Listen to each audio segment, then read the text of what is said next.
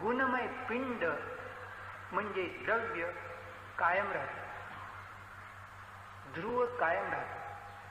म्हणजे त्याचा स्वभाव, मूलभूत स्वभाव, मूलभूत गुण नष्ट होत नाही.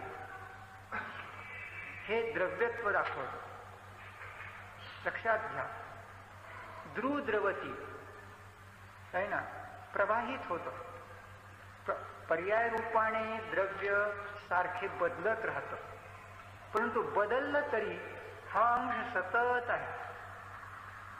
स्पर्शरस गंधवर्ण या आंब्याची माती झाली तरी स्पर्शरस गंधवर्ण कायम आहे.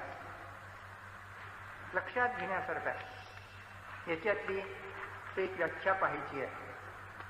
या पुस्तकातील पान सांगतो.